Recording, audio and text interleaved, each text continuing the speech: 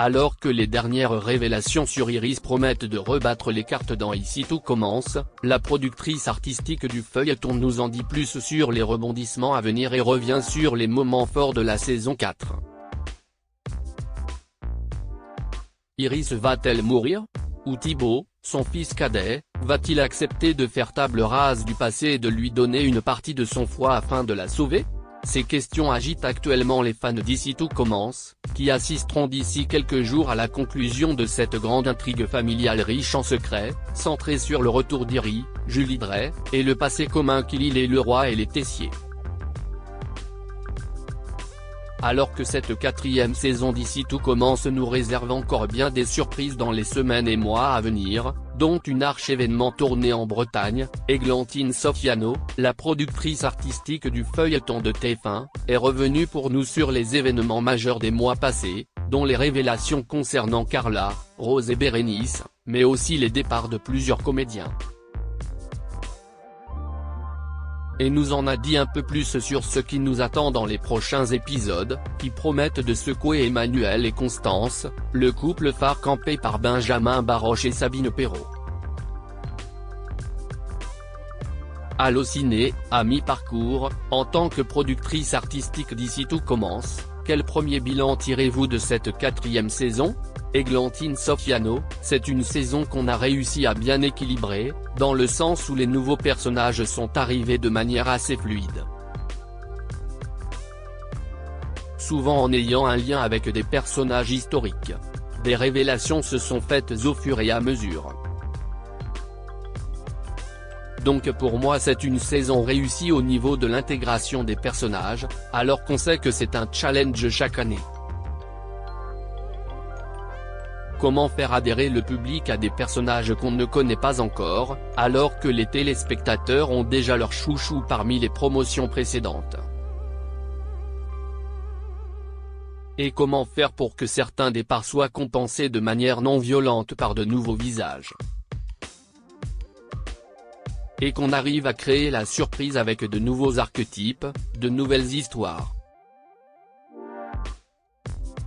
On a aussi créé de nouveaux couples, notamment Carla Bérénice, qui est une nouveauté dans Ici tout commence. C'est un couple que le public attendait je pense, même s'il était inattendu au départ et qu'on ne pouvait pas le prévoir en tant que téléspectateur. On est ravi de l'effet que ce couple a sur le public. Et il y a le couple Jim-Jasmine, bien sûr, qu'on a beaucoup attendu et qu'on va continuer à suivre dans les semaines à venir. Y a-t-il une intrigue en particulier que vous avez préférée depuis la rentrée de septembre ? Sur les sujets de société qu'on a pu traiter depuis septembre, je suis très fier de l'Arche La Bonne Éducation, centrée sur David, Liam Hellman, Lisandro, Agustine Galliana, et Duchesnay. On traite d'un sujet de société lié à la salle en plus, et à la violence qu'on peut imaginer en cuisine aussi. Mais c'était intéressant de s'intéresser à l'univers de la salle. On se dit que David, du fait de sa taille et de sa carrure, ne va pas se laisser faire, et on voit comment l'emprise peut prendre même sur un personnage qu'on pouvait penser protégé de ça, auquel on ne s'attendait pas. C'est une intrigue qu'on a filée par la suite, qu'on va filer encore. On a vu le traumatisme derrière sur David, pendant plusieurs semaines, avec son alcoolisme. De ce point de vue, cette arche est vraiment réussie car elle a des répercussions sur la suite. On avait la sensation que vous aviez déjà tout raconté autour du clan Armand, avec Louis, ou encore la paternité secrète d'Axel. Et finalement un nouveau secret a été déterré et est venu chambouler l'institut, Carla est la fille de Rose. Faire ressurgir le traumatisme de Rose, mais aussi son désir d'enfant, c'est quelque chose que les auteurs avaient en tête depuis le début de la série ? Oui, on tourne autour de ça depuis le début de la série. On a parlé de la perte de son enfant, de la relation toxique qu'elle avait eue avec Raphaël, de ce désir de maternité qui est en elle. puisque quand Jasmine, Zoe Séverin, est arrivée à l'institut avec son bébé, Rose, Vanessa Demouy, l'a pris sous son aile. Elle a vraiment ce côté très maternant. Et c'était important pour nous de lui trouver une famille, car elle est un peu à part dans la famille Armand. En comparaison avec Clotilde, Elsa Launegini, qui avait un enfant, un mari, puis qui a eu un nouveau conjoint. Après sa rupture avec Antoine, Frédéric Diffenthal, on avait envie de trouver pour Rose un nouvel équilibre, même s'il y a ce lien qui perdure avec Souleymane Dembo Camilo, qu'elle considère comme son propre fils presque. C'était important qu'on développe des choses autour du personnage de Rose, qu'on aime beaucoup et qu'on avait envie de mettre en valeur. Et ça nous a permis de la fragiliser, avant de la voir ressortir plus forte de tout ça. Et malgré tout, elle est encore actuellement dans un équilibre fragile avec sa fille. Elle a besoin de trouver sa place et a besoin que Carla, Aricia Lemaire, l'accepte en tant que mère. Comment va évoluer cette relation mère-fille? On a envie de voir comment leur relation va se développer, donc évidemment c'est quelque chose qui va se poursuivre, qu'on va exploiter. Et pourquoi pas exploiter aussi le rapport qu'elles vont avoir versus le rapport que Carla peut avoir avec ses parents adoptifs. Plus récemment, vous avez également surpris tout le monde en révélant que Bérénice était amoureuse de Carla. Est-ce quelque chose que vous aviez en tête depuis cet été avec les auteurs? Oui, on avait envie de le faire. Mais on attend toujours d'avoir le casting. On ne l'avait pas forcément vendu aux deux comédiennes dès le départ. On leur en a parlé plus tôt en cours de route, car il fallait voir si l'alchimie prenait entre elles, si ça pouvait fonctionner. On le gardait donc dans un coin de nos têtes.